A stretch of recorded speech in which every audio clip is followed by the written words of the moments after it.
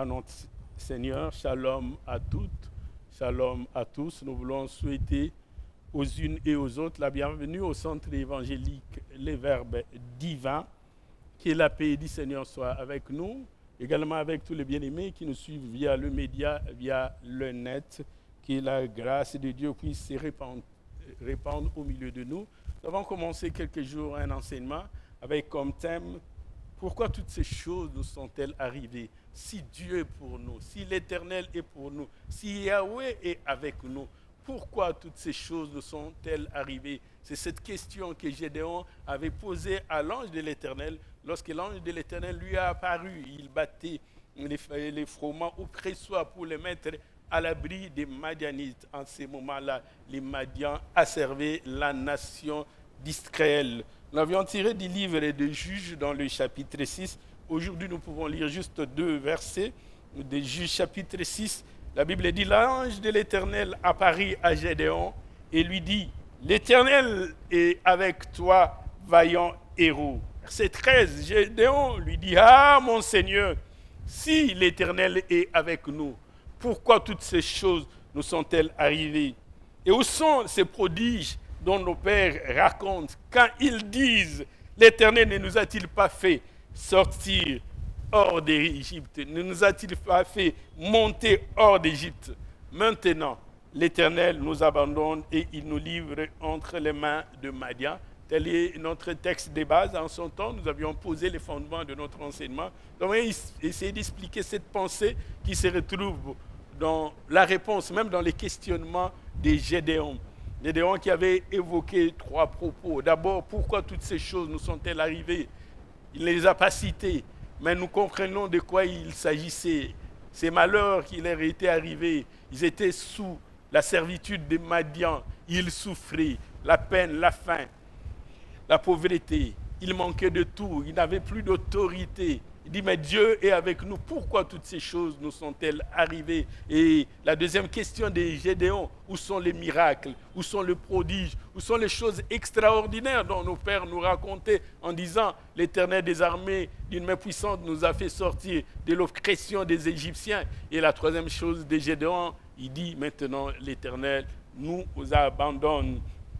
Nous avons en son temps donné les objectifs de notre enseignement. Nous n'allons pas y revenir aujourd'hui. Nous avons parlé des saints et de ces erreurs qui sont répandues. Non plus, nous n'allons pas revenir aujourd'hui. Mais il y a des erreurs qui sont répandues. Les gens croient que quand l'Éternel est avec nous, quand il est avec vous, le malheur ne peut pas vous atteindre. La Bible dit clairement, le malheur atteint souvent le juste.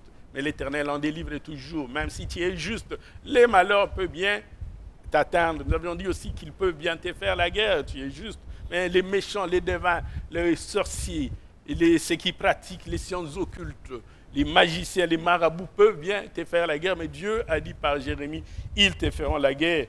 Mais ils ne te vaincront point parce que je ferai de toi comme une forte muraille d'airain. Dans une deuxième partie, nous avons repris la pensée de l'apôtre Paul qui se trouve dans les livres des Philippiens, dans les chapitres 4, les versets 12, où Paul pouvait dire clairement, je sais vivre dans l'humiliation, je sais vivre dans l'abondance, je sais vivre dans la gloire, mais aussi je sais vivre rejeté, je sais vivre dans la paix, je sais vivre dans l'adversité. Même quand j'ai, je sais vivre, et quand je n'ai pas, je sais toujours vivre. Que nous avons tiré bien sûr du livre de Paul aux Philippiens. Et de là, nous avions tiré quelques enseignements. Et le premier de cet enseignement, c'est que ni l'abondance, ni l'humiliation, ni la pauvreté, ni la sécheresse ne peut nous éloigner de l'amour de Dieu. Nous nous rappelons certainement ce que Dieu nous a dit par la bouche de l'apôtre Paul quand Paul écrivait aux Romains, l'épître de Paul aux Romains, dans le chapitre 8, le verset 38, il dit « Car j'ai l'assurance ». Parce qu'il avait posé une question, qu'est-ce qui nous séparera de l'amour de Dieu? Mais lui-même répond, il dit, j'ai l'assurance que ni la mort, ni la vie, ni les anges, ni les dominations, ni les choses présentes, ni les choses à venir, ni les puissances, ni la hauteur, ni la profondeur, ni aucune autre créature ne peut nous séparer de Dieu. Paul était en train de nous dire, quelle que soit la circonstance, l'amour de Dieu va demeurer. Même pendant les hostilités, pendant les pandémies, pendant les maladies, pendant la sécheresse, pendant la disette, le chômage, la faim, toutes ces choses temporelles ne peuvent pas nous séparer de l'amour de Dieu. Paul dit, moi je peux vivre même pendant la calamité, pendant la guerre, parce que je connais ces choses-là. Cela ne peut pas nous séparer de Dieu. Deuxième de choses, nous avons dit, Dieu peut permettre des malheurs. Oui, il peut permettre qu'un malheur puisse nous arriver. Qu'est-ce qui est arrivé à Job? Qui avait permis que cela arrive à Job?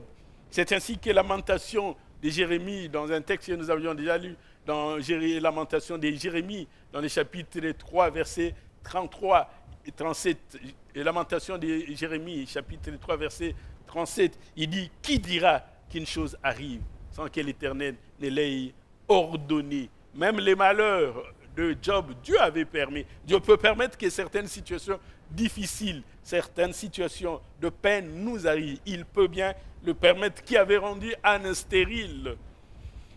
Et la troisième chose, nous avions dit que Dieu fait tout pour notre bien. Quand Dieu fait quelque chose, même la sécheresse, rassurez-vous, c'est toujours pour notre bien. Même quand tu as l'impression que le soleil est accablant, Dieu sait ce qu'il est en train de rechercher. Même quand certaines situations te paraissent difficiles, tu es en train de te demander, mais pourquoi Dieu permet à ce que je passe par ces chemins?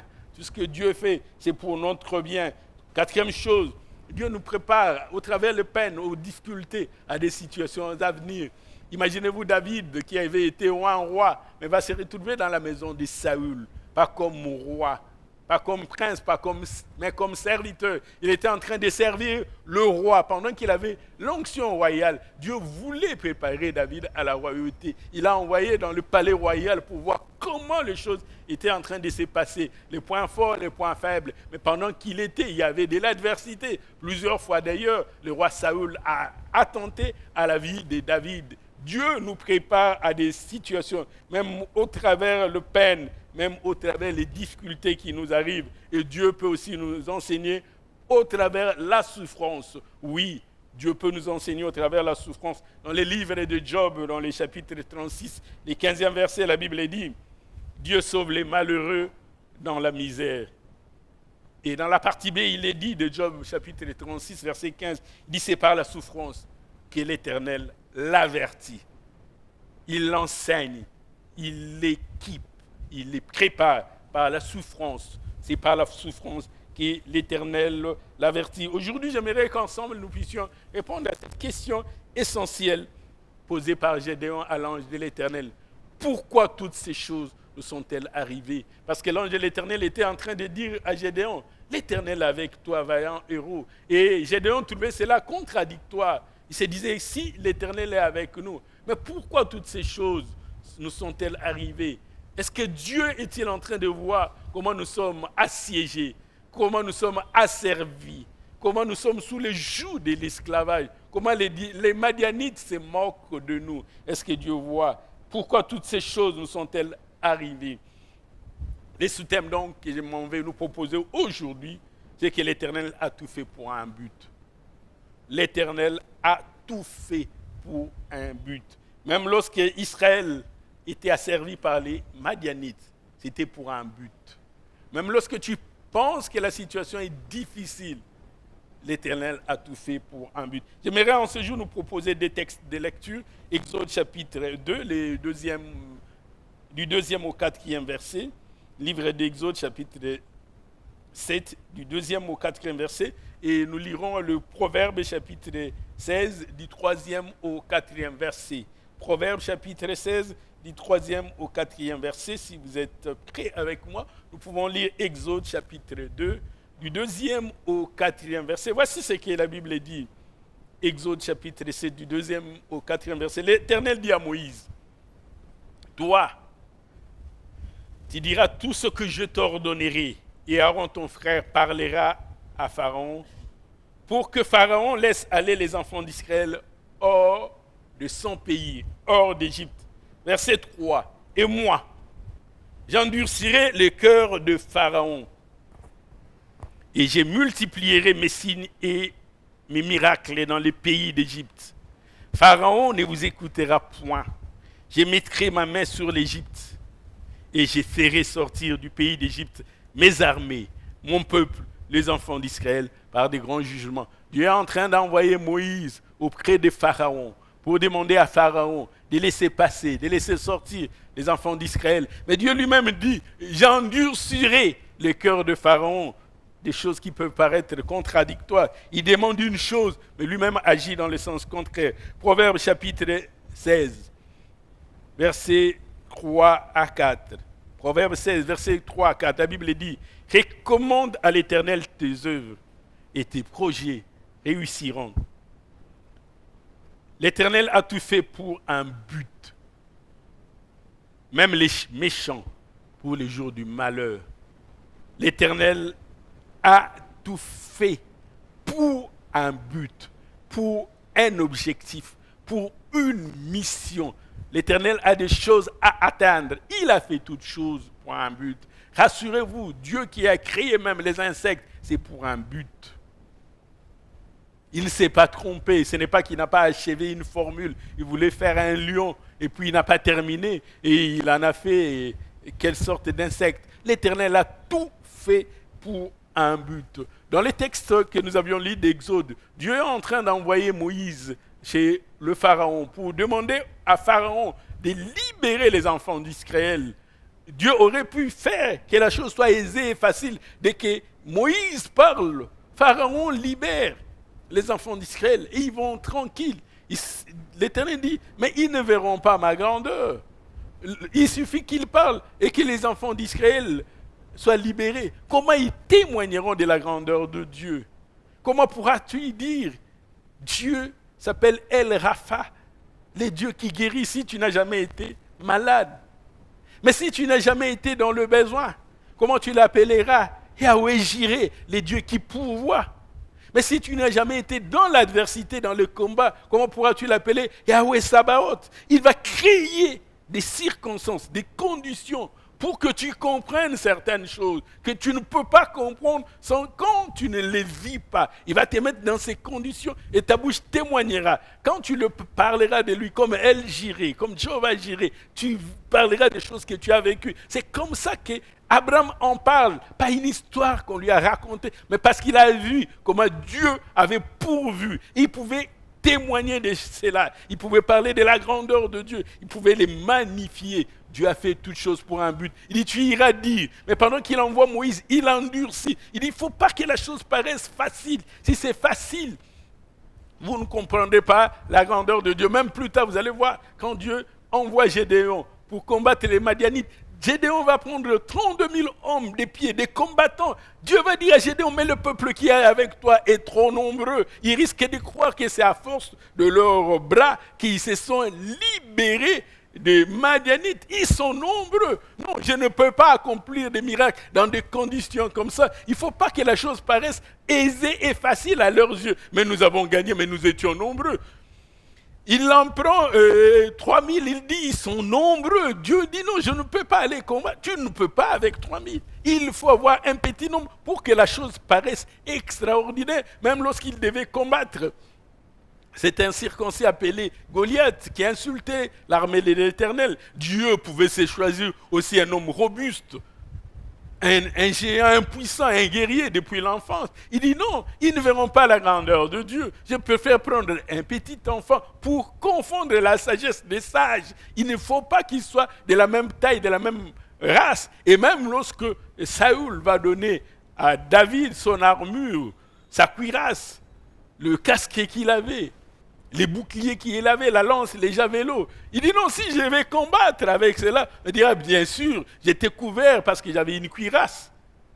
Non, j'ai dit non, il ne faut pas que Dieu dit non, il ne faut pas que les choses paraissent comme ça. J'envoie, mais je vais endurcir les cœurs de Pharaon pour que la chose paraisse difficile. Et quand je vais vous délivrer de la main de Pharaon, vous allez comprendre qu'il n'y a que Dieu qui peut faire de telles choses. C'est ainsi que le proverbe dit, Dieu a fait tout pour un but.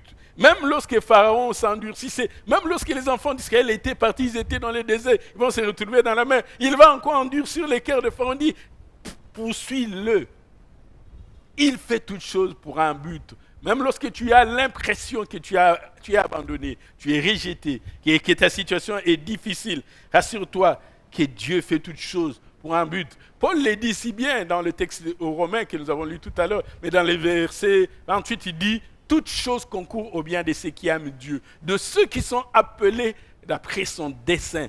Toutes choses concourent au bien de ceux qui aiment Dieu. Même quand tu as l'impression que la situation est difficile, tu vois la grandeur de Dieu dans cette situation difficile. Tu dis, cela concourt à mon bien. Comme le dit le psalmiste David, j'aime beaucoup. Il dit, en face de mes adversaires, tu dresses une table.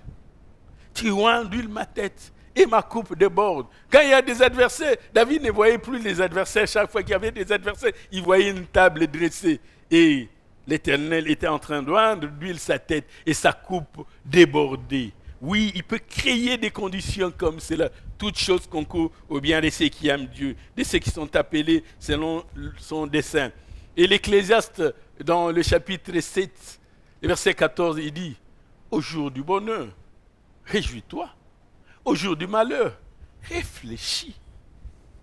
Au jour du bonheur, réjouis-toi. Mais au jour du malheur, réfléchis. Mais cette question revient encore. Pourrions-nous aujourd'hui essayer de répondre à cette question des Gédéons, à la lumière des Écritures, à la lumière de la parole de Dieu, à la lumière des prophéties contenues dans la Bible? Pourquoi toutes ces choses? Pourquoi l'Éternel a-t-il permis que ces choses puissent arriver? Il y a une maladie, mais Seigneur, est-ce que tu étais là? Est-ce que tu as vu? Cette question, le sœur de Lazare l'avait posée même à Jésus-Christ. Il dit, mais Seigneur, si tu avais été là, si seulement tu avais été là, notre frère n'allait pas mourir. Mais malheureusement, tu n'étais pas là. Est-ce que Dieu ne savait pas? Est-ce que Christ ne savait pas? Pourquoi Dieu peut permettre que toutes ces choses nous arrivent? La faim nous arrive. Les guerres nous arrivent. Les hostilités nous arrivent. Les chômages. La soif, la nudité. Et toutes les maladies, connues et inconnues. Mais pourquoi toutes ces choses nous arrivent? Dieu permet cela. Pourquoi Dieu permet cela? La première raison. La première raison, c'est pour faire éclater sa gloire. Même lorsqu'il endurcissait le cœur de Pharaon, Dieu voulait faire éclater sa gloire. J'aimerais que nous lisions ça dans les livres d'Exode, dans le chapitre 14, du 1er au 4e verset. Voici ce que la Bible nous dit. Exode, chapitre 14, du 1er au 4e verset. La Bible dit, l'Éternel parla à Moïse et dit, parle aux enfants d'Israël qu'ils se détournent et qui campent vers Pi-Hahiroth, entre Migdol et la mer, vis-à-vis de Baal-Tsephon. C'est en face de ces lieux que vous camperez près de la mer.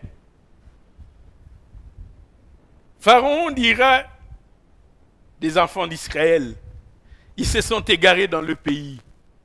C'est-à-dire que ce que Dieu leur donne comme une stratégie ne paraît pas adéquate comme une stratégie. Comment Dieu, tu peux nous demander de camper en face de la mer? Demande-nous de camper là où nous pourrons fuir. Mais si nous campons en face de la mer, c'est comme si Dieu nous livrait. Oui, Dieu dit oui, vous y camperez. Et verset 4, l'Éternel dit, j'endurcirai les cœurs de Pharaon, et le Pharaon poursuivra les enfants d'Israël. Mais Pharaon et toute son armée serviront. Pharaon et toute son armée serviront à faire éclater ma gloire. Vous avez l'impression que je vous ai abandonné. Je vous donne un lieu. Au lieu que ce soit une cachette, je vous mets à découvert. Et Pharaon dit, mais ils se sont livrés. Ils sont en face de la mer. Ils deviennent une proie facile. Nous allons le poursuivre. Nous allons les arrêter. Pourquoi Dieu, tu ne nous as pas demandé d'aller dans des cavernes, dans des lieux fortifiés, dans des savanes ou dans des forêts? Tu nous demandes d'aller en face de la mer. Et lorsque Pharaon l'a appris, il dit non, ils sont pris au piège. Nous allons venir et ils ne pourront pas fuir. Ils seront entre la mer et nous.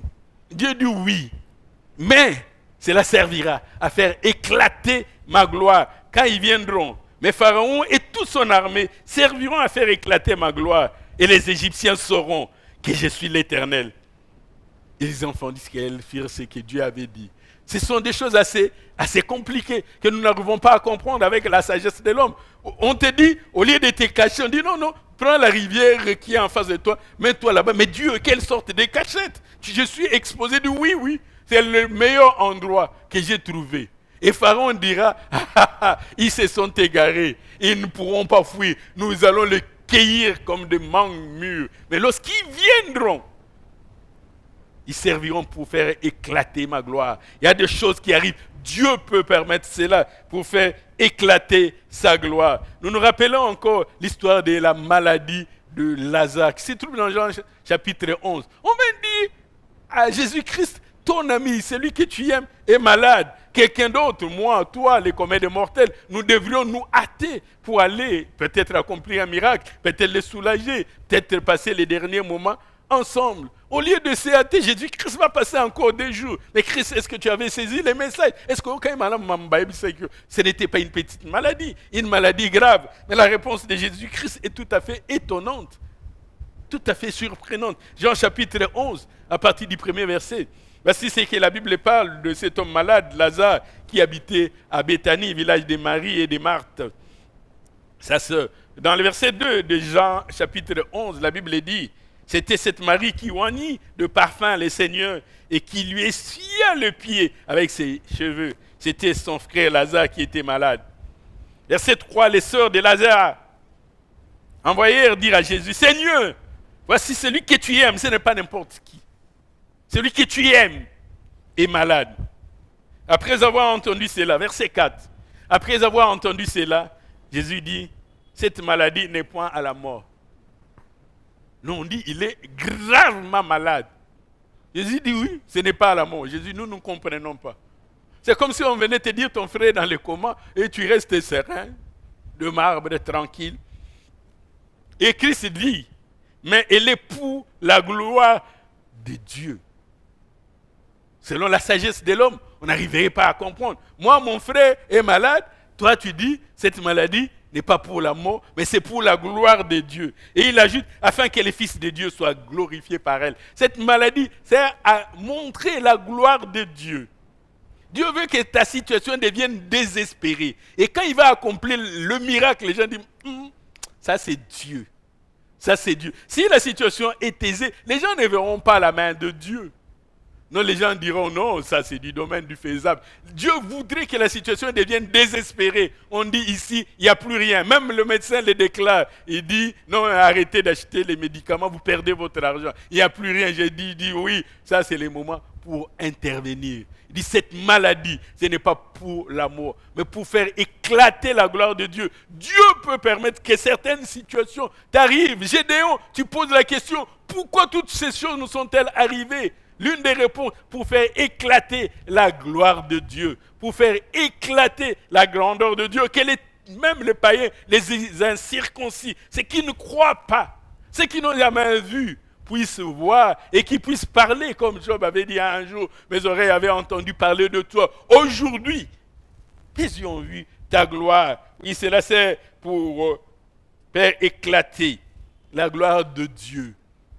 Beaucoup de fois, Jésus-Christ répondait cela à ses disciples. Un jour encore, Christ est passé. Il va voir un aveugle né. Ils vont poser la question, dire, Rabbi, maître, nous voulons savoir, mais pourquoi est-il aveugle? Est-ce qu'il a péché? Est-ce que ce sont ses parents, son père, sa mère? Qui a péché pour que cette situation puisse lui arriver? Quelqu'un qui est né aveugle, et ce n'est pas à cause de ses péchés. Jean chapitre 9, verset 2. Ses disciples lui firent cette question, Rabbi, qui a péché, cet homme ou ses parents, pour qu'il soit né aveugle? Verset 3, Jésus répondit, ce n'est pas que lui ou ses parents ont péché, mais c'est afin que les œuvres de Dieu soient manifestées en lui, soient visibles, soient publiées, que la grandeur de Dieu soit annoncée, et que même ceux qui ne croyaient pas puissent croire, même les pharisiens, les docteurs de la loi puissent croire, même les sadducéens puissent croire, les scribes puissent croire. Dieu permet certaines situations, né aveugle, pour que les œuvres de Dieu soient manifestées, au point que les gens se demandaient, est-ce lui? Les autres disent, ce n'est pas lui. D'autres disent encore, il lui ressemble. On pouvait lui dire, dis-nous, c'est toi ou ce n'est pas toi. Nous te connaissons aveugle, nous te connaissons piéton, nous te connaissons quémandeur, nous te connaissons pauvre. Comment peux-tu expliquer qu'aujourd'hui, Toi qui étais pauvre au coin de la rue. Cette transformation, l'homme ne peut pas réaliser une telle œuvre pour faire éclater la gloire de Dieu. Gédéon, tu es en train de demander pourquoi ces choses nous sont-elles arrivées? L'une des réponses, pour faire éclater la gloire de Dieu. Dieu voudrait que la situation devienne plus difficile pour que tu reconnaisses que c'est lui qui permet ces choses-là. Et quand la solution viendra, elle dit non, moi-même je n'y croyais pas. Une telle solution ne peut venir que de Dieu. Pourquoi toutes ces choses nous sont-elles arrivées? Première réponse, pour faire éclater la gloire de Dieu. Mais deuxième réponse, Dieu peut aussi chercher à éprouver son peuple. Il peut chercher à éprouver son peuple. Il dit à Abraham, abandonne ta patrie, va dans le pays où je t'enverrai. Mais je ne connais pas, je n'ai pas de... Vas-y.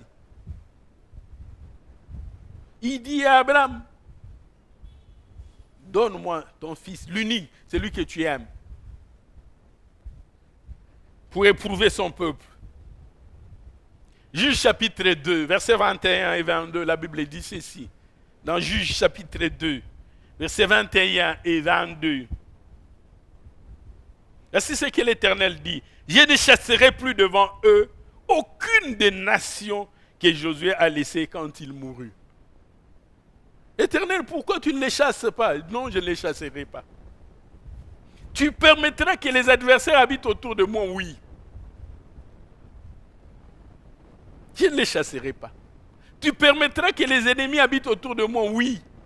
Dieu dit, je ne le chasserai pas.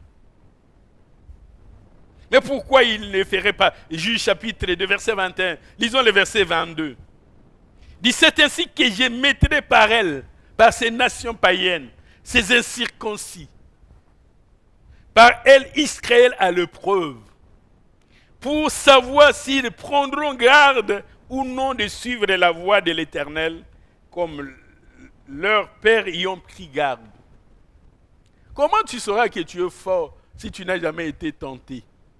Toi, tu dis non, je vais m'éloigner du péché, je vais me construire une maison, je ne rencontrerai personne sur la colline, entouré, tu ne sors pas.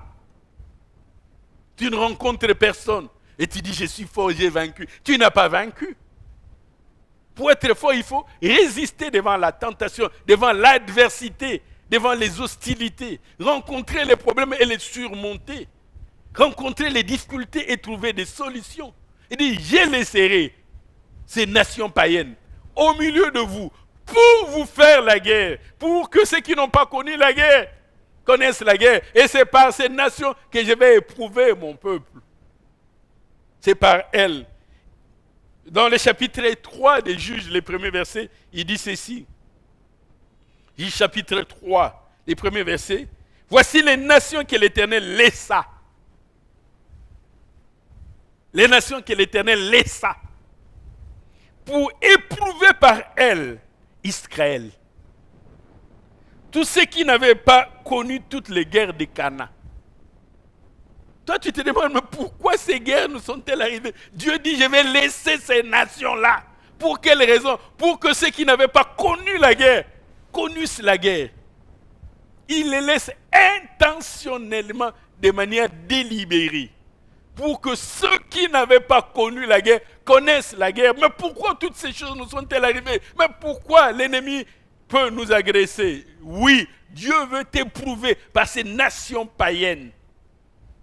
Dieu a besoin de ces nations païennes. Dieu se sert même de ces nations païennes pour éprouver son peuple. Pourquoi toutes ces choses nous sont-elles arrivées? J'aime cette allégorie qu'utilise l'apôtre Paul dans sa lettre aux Corinthiens, dans 1 Corinthiens chapitre 3 à partir du verset 10. 1 Corinthiens chapitre 3 à partir du verset 10. Paul dit, selon la grâce de Dieu qui m'a été donnée, j'ai posé les fondements comme un sage architecte et un autre bâtit dessus. Mais que chacun prenne garde de la manière dont il bâtit dessus. Car personne ne peut bâtir, personne ne peut poser un autre fondement que celui qui avait été posé, à savoir Jésus-Christ. Verset 12. Or, si quelqu'un bâtit sur ce fondement, avec de l'or, de l'argent, de pierres précieuses, du bois, du foin, du chaume, l'œuvre de chacun sera manifestée. Car le jour la fera connaître, parce que l'œuvre se révélera dans le feu, et le feu éprouvera c'est que l'œuvre de chacun. Le feu éprouvera c'est que l'œuvre de chacun. Bien-aimé dans le Seigneur, l'œuvre de chacun sera éprouvée par le feu. C'est le feu qui permettra de distinguer ce qui est l'œuvre de chacun.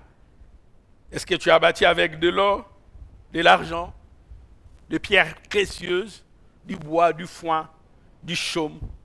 Parce que l'œuvre de chacun sera révélée par le feu. Il avait dit, pourquoi toutes ces choses nous sont-elles arrivées? La première réponse, Dieu peut permettre que ces choses nous arrivent de manière intentionnelle, mais parce qu'il cherche à faire éclater sa gloire. Pourquoi Dieu ne me guérit-tu pas tôt? Tu attends que la maladie s'aggrave. Si tu dis aux gens, j'avais des maux de tête, j'ai prié et j'ai été guéri, les gens risquent de rigoler. Mais quand tu dis j'étais dans un coma profond, j'étais dans la réanimation, l'Éternel m'a apparu, il m'a tenu par la main. Les gens disent, oh non, ce n'est pas vrai. Tu dis à quelqu'un, j'ai été écrasé par un train, mais je suis vivant. Il dit, non, pareille chose n'est jamais arrivée. Être écrasé par un train, on est écrabouillé. Mais comment toi, tu as été cogné par le train et tu es encore vivant? Dieu va faire éclater sa gloire. Deuxième chose, pour éprouver son peuple. Dieu peut permettre que certaines choses t'arrivent pour que tu sois éprouvé. Mais la troisième chose, pour susciter l'adoration de son peuple. Susciter l'adoration de son peuple. Le peuple de Dieu est en captivité. Si le lendemain, le peuple se libère, quoi de normal? Tu es condamné, amené en prison, on dit, on va t'exécuter. Et quand on te libère, tu dis, moi j'étais condamné à mort, on m'a libéré. Tu dis ça, il n'y a que Dieu. Mais si toi, on te voit déjà du commissariat, on dit non, laissez-les partir. Mais si les juges prononcent que tu es condamné à mort, et tu dois être exécuté, et après tu apprends que le président t'accorde la grâce présidentielle, toi tu dis non, ça, il n'y a que Dieu. Dieu n'attend pas que tu sois libéré au niveau de l'instruction primaire, au niveau du souciat. Tu ne glorifieras pas Dieu pour si peu de choses. Le psalmiste dit dans le psaume 106, le deuxième verset, le psaume 106, le deuxième verset dit, qui dira le haut fait de l'Éternel? Mais qui dira le haut fait de l'Éternel? Il n'y a que celui qui a vécu cela qui peut en parler. J'ai été atteint d'une maladie incurable. Je n'avais plus une expérience, mais Dieu m'a sauvé. Quand on vient t'épouser, jeune fille, tu as à peine 18 ans, tu dis, mais quoi de plus normal d'être épousé? Mais quand on vient t'épouser à 45 ans, tu dis, oh, mais moi je ne m'attendais plus au mariage. Est-ce qu'on peut épouser une femme de 45 ans? Il n'y a que Dieu qui peut permettre des choses comme cela. Pendant que tu es rongé par le désespoir, tu es en train de te demander est-ce que cela pourrait encore arriver. Dieu qui a dit par Bakouk dans le chapitre 2, le 3e verset, car c'est une prophétie dont le temps est déjà fixé. Elle marche vers son terme. Elle ne mentira pas. Si elle tarde, attends-la, car elle s'accomplira certainement. Le psalmiste dit, qui dira le haut fait de l'Éternel? Qui publiera toute sa louange? Qui dira de haut fait de l'Éternel? Ces jours-là encore, la nation de Juda ne s'était pas préparée à la guerre. Une coalition constituée des Ammonites, des Maonites et des Moabites. Cette coalition va se liguer contre la nation de Juda. Josaphat eut peur de l'ennemi. Dans sa frayeur, Josaphat résolut de chercher l'Éternel. Et ils se sont préparés à la guerre. Josaphat ne s'était pas préparé. Et vous allez vous rendre compte que Dieu va donner la victoire à Juda de la manière la plus exceptionnelle. Parce qu'en face des archers mortels de l'ennemi, Josaphat va mettre des chantres qui n'avaient que comme arme un court cantique qui disait « Célébrez l'Éternel, car sa miséricorde durera jamais ». Et avec cela, ils ont confondu l'ennemi, une coalition de 3 nations. Dieu fera qu'au travers des problèmes que tu rencontres, que tu chantes un cantique nouveau. Tu exaltes sa grandeur. Moi, j'ai vu quelqu'un qui devait passer son examen et jusqu'à la veille, n'avait pas encore réuni les frais. Et le jour où il rendait témoignage, lui-même ne savait pas comment il avait fait pour réunir les faits. Il commençait à recevoir de l'argent comme ça. Quelqu'un lui donne, il lui donne, il lui donne, comme si quelqu'un les envoyait. Et puis subitement, il s'est retrouvé avec de quoi payer. Il n'en revenait pas. Pour lui, il était déjà ajourné. Et il a trouvé de l'argent. Il dit non, ça, ce n'est pas un homme qui peut faire ça. Il a commencé à louer Dieu. Dieu fera que tu puisses les louer. Il veut susciter la louange de son peuple.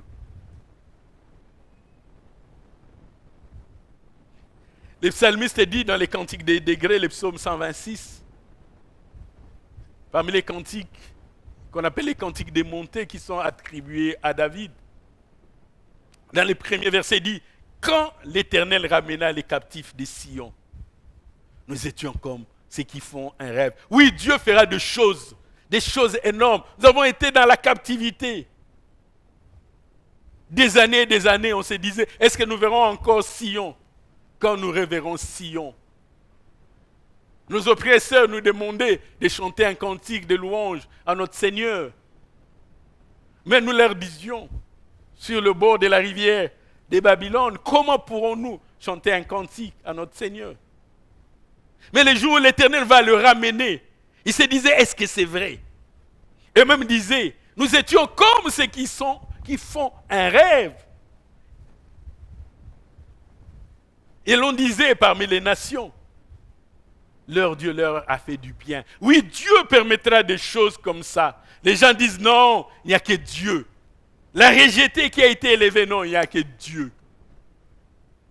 Il n'y a que Dieu qui peut faire de telles choses. Si on avait dit à Esther que tel que tu pars en déportation, c'est pour ton élévation, elle n'allait pas croire. Comment moi déporter esclave? Et vous me dites c'est l'accomplissement du plan de Dieu. Oui. Dieu fait toutes choses pour un but. Quand Esther était déportée, Esther ne savait pas que c'était le chemin de l'élévation. Les frères de Joseph ne savaient pas, en les vendant aux Madianites, aux Ismaélites, ils étaient en train de participer à l'accomplissement du plan de Dieu. Joseph était vendu comme esclave. Et puis, plus tard, il va se retrouver faussement accusé, prisonnier. Mais tout cela était le chemin par lequel Dieu passait pour qu'ils connaissent l'élévation. Et après cela, Joseph va se retrouver élevé. Non, si on avait pris un ministre, on en fait un premier ministre. On pourrait croire que c'est une chose normale, n'est-ce pas? Un ministre qui devient un premier ministre. Quoi d'étonnant? Quoi d'étonnant? Mais Dieu dit, je vais prendre un captif, un esclave, un déporté, comme Joseph, de la prison vers le trône, vers la royauté. Et je vais lui donner un pouvoir même d'enchaîner les princes. Esther va se retrouver reine. Ce n'est pas que son mari a gravi les échelons, qu'il était un jour lieutenant, major, colonel, général pour se retrouver roi. Non, Esther est partie de sa situation de captive directement à la royauté. Dieu va faire des choses pour que de cantiques de louanges sortent de ta bouche, qui te sortent des situations difficiles. Et tu commences à les louer. Tu dis ce qui était, ce qui nous embêtait. Et si je n'y étais, et si je n'avais pour moi le Dieu d'Abraham, le Dieu d'Isaac, le Dieu de Jacob, pour susciter l'adoration de son peuple, quand l'Éternel ramena les captifs de Sion. Pierre dit dans 1 Pierre chapitre 1er,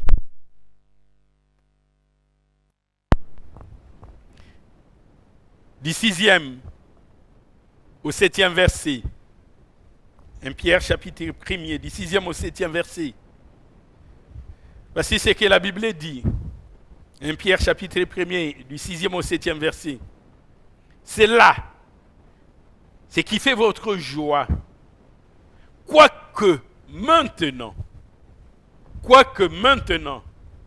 puisqu'il le faut, vous soyez attristés pour un peu de temps par diverses.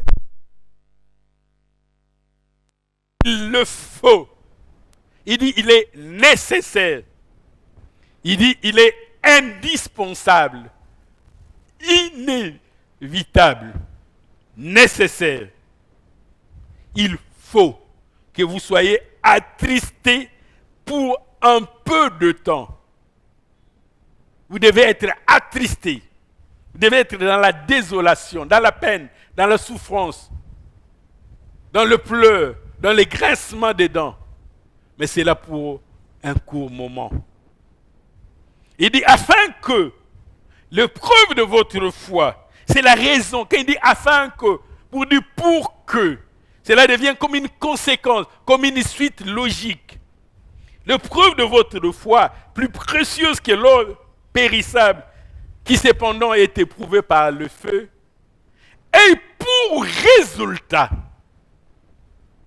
l'épreuve de votre foi, et pour résultat, la louange, la gloire et l'honneur, lorsque Jésus-Christ apparaîtra. L'épreuve, il dit clairement, il faut que vous soyez attristés pour un moment, que vous soyez dans l'affliction, dans le tourment, dans les tribulations, dans la persécution, dans la peine.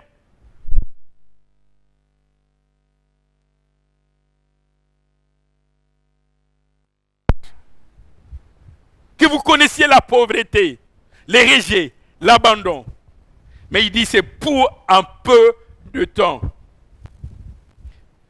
Afin que l'épreuve de votre foi, qui est précieuse, qui a une grande valeur, et pour résultat, puisse produire quoi? La louange. Puisse produire quoi? La gloire. Puisse produire quoi? L'honneur. L'épreuve de votre foi. Lorsque vous aurez survécu, vous chanterez un cantique nouveau à la gloire de notre Seigneur. Vous direz, j'ai vaincu. Et vous allez louer Dieu.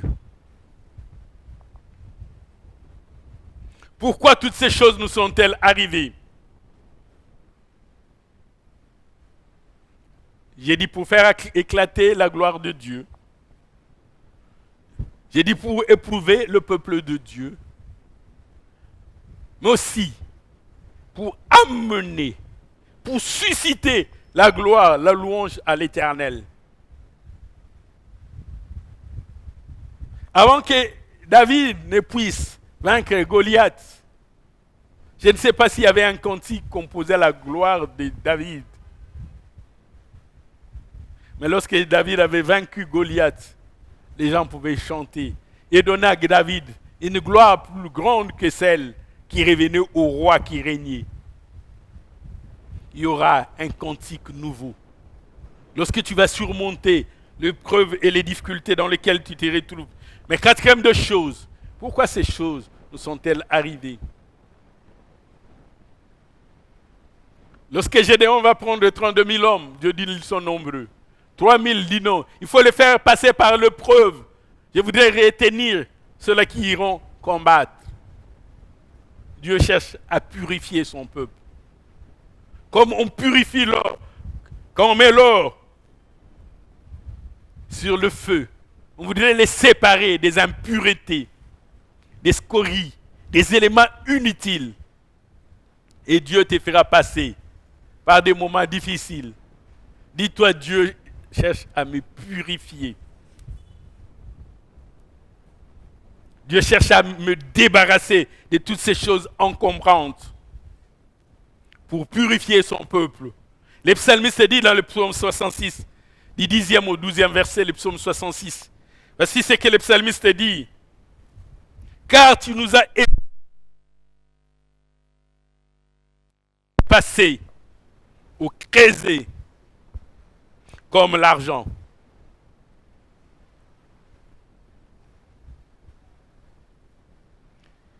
Tu nous as amenés dans le filet. Tu as mis sur nos reins un pesant fardeau.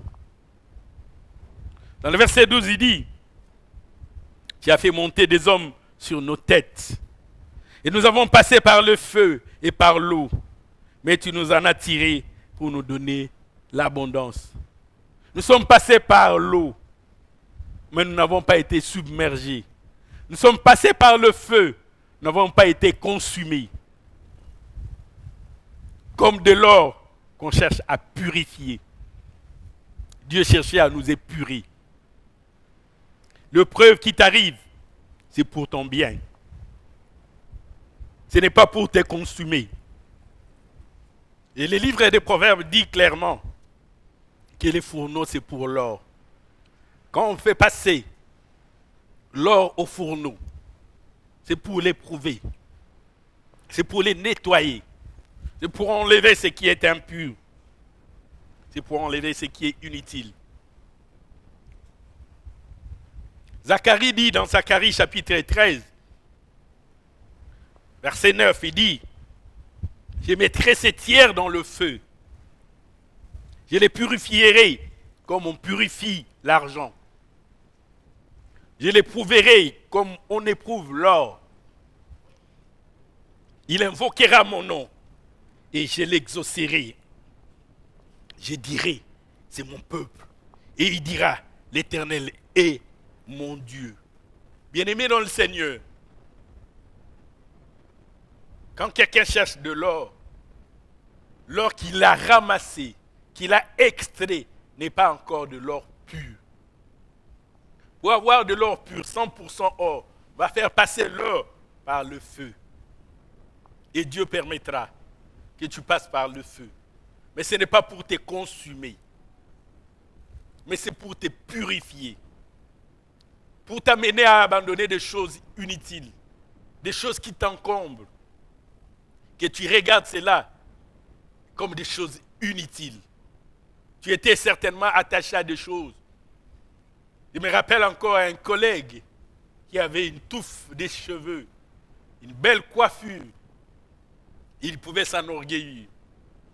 Mais un bon jour, les cheveux ont commencé à tomber l'un après l'autre. Lui qui annonçait très vite que moi, je serais chauve, j'aurais vite la calvitie. Moi, j'ai encore un peu de cheveux. Mais lui, sa tête est totalement chauve. Si tes cheveux sont pour toi l'objet d'orgueil, Dieu pourra même t'en débarrasser.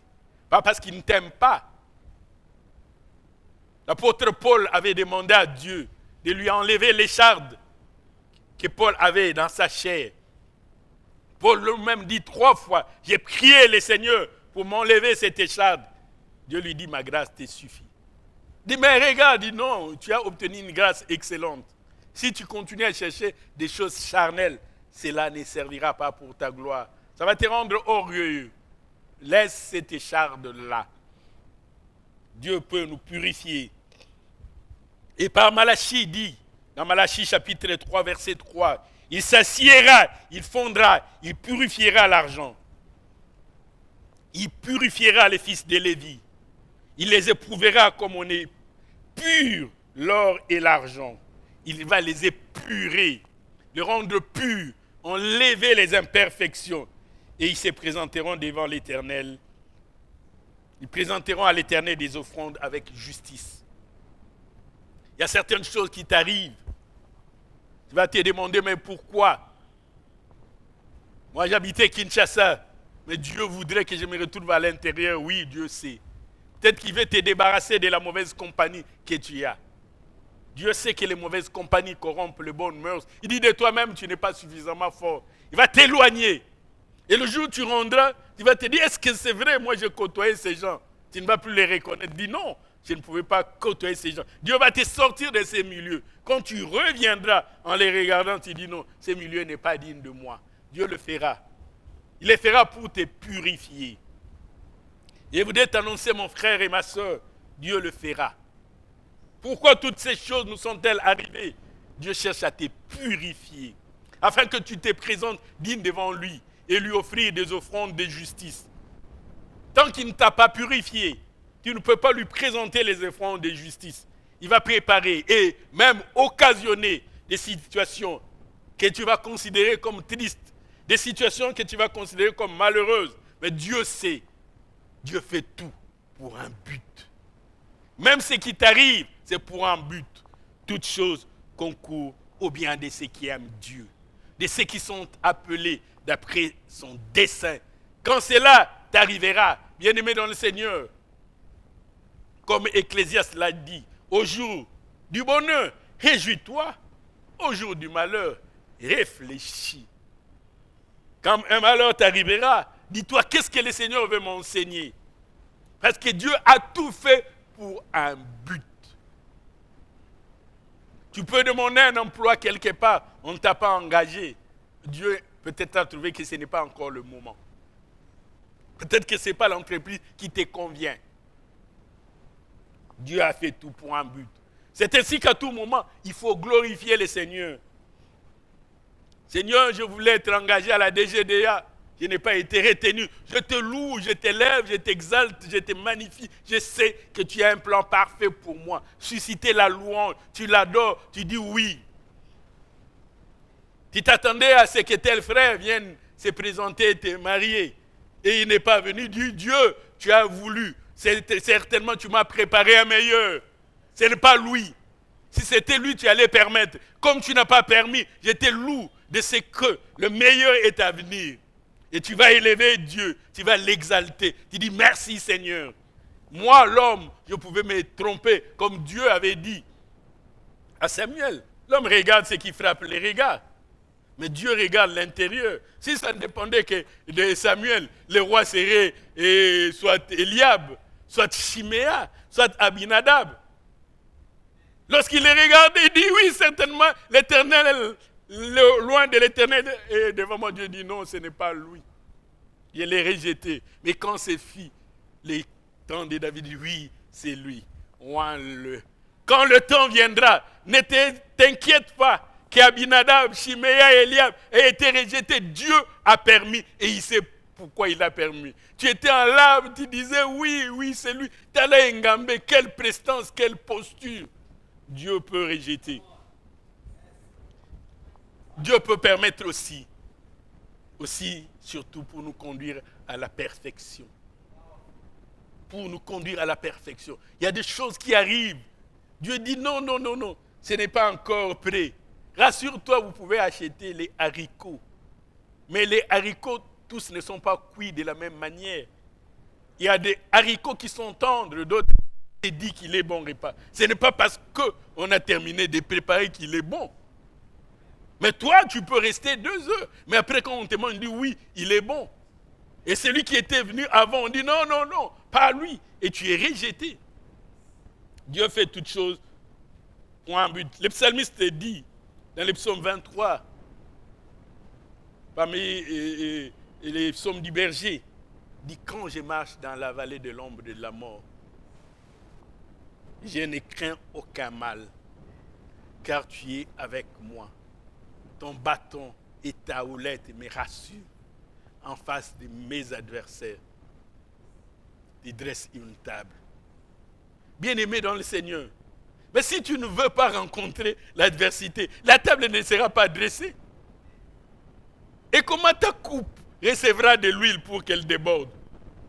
Toi, tu ne veux pas rencontrer l'adversité. Oh, lui veut que tu sois en face de tes ennemis pour qu'il dresse une table et qu'il puisse oindre d'huile ta tête et que ta coupe déborde. Tu dis non, enlève l'adversité. Mais alors, il ne dressera pas la table. Mais quand tu comprends cela, chaque fois que tu verras l'adversité, tu dis, Dieu a déjà dressé une table. Tu te dis, ma coupe va bientôt déborder. Ta coupe ne débordera pas si tu n'acceptes pas cette adversité. Accepte cela comme étant le plan parfait de Dieu. Dieu est en train de chercher à te purifier, à te préparer à une situation. Et tu y seras mieux aguerri. Si tu ne passes pas par cela, tu ne peux pas être aguerri. Et Dieu veut que tu sois aguerri. Il va te passer dans des situations où tu dis, oh non, ça c'est quoi cela? Toi tu es habitué à jeûner 7 jours. Tu vas dans une église et on dit, non, on va organiser un jeûne de prière. On va jeûner pendant 24 heures. Tu dis, oh, c'est quoi cette histoire-là? Moi je jeûne 7 jours, vous me parlez de jeûner 24 heures. Tu risques même de rigoler. Pourquoi? Parce que Dieu t'avait préparé à des situations. Tu étais déjà aguerri. Dieu veut te purifier. Dieu veut te rendre capable de faire ces choses-là. Gloire soit rendue à notre Seigneur. Bien-aimés dans le Seigneur, nous avons essayé de répondre à la question que Gédéon s'est posée. Pourquoi toutes ces choses nous sont-elles arrivées? Et aujourd'hui, Dieu m'a envoyé nous dire toutes choses concourent au bien de ceux qui aiment Dieu, de ceux qui sont appelés d'après son dessein. Dieu m'a envoyé nous dire, comme le dit le livre des Proverbes, l'Éternel a tout fait pour un but. Considère que l'Éternel a fait tout pour un but. Quand les problèmes t'arrivent, les enfants d'Israël qui étaient en captivité en Égypte, ils ne pouvaient pas croire que c'était pour faire éclater la gloire de Dieu. Et Dieu va faire éclater sa gloire. Il fera éclater sa gloire au travers du problème qui va t'arriver. Il va t'éprouver au travers des problèmes qui vont t'arriver. Dieu va susciter un cantique nouveau, un cantique de louange. Il dit, j'étais captif, aujourd'hui je suis libre. Tu vas te rendre compte que tu avais un don d'écriture. Tu vas écrire un cantique au travers de l'expérience que tu avais vécue. Abraham, avant cela, n'avait pas appelé l'Éternel Yahweh Jireh. C'est quand il a vécu cela qu'il a dit, oui, il est El Jireh. Tu chanteras un cantique nouveau, mais Dieu te préparera, il te purifiera. J'aimerais que nous puissions nous incliner un court moment dans la prière. Éternel Dieu, nous te disons merci. Merci pour ce moment. Tu as voulu parler à ton peuple et tu as choisi comme un canal, un instrument faible, avec des faibles mots. Mais je sais que le Saint-Esprit se chargera de faire le reste. Toi, tu as dit lorsque le Saint-Esprit viendra, il vous conduira. Et le Saint-Esprit conduise ton peuple à mieux cerner quelle est réellement ta pensée. Tous les plans du diable, toutes les ruses de l'ennemi Satan, les proclamons nuls et sans effet dans le nom de Jésus de Nazareth. C'est au nom de Jésus que nous avons ainsi prié. Est-ce qu'on peut acclamer le Seigneur?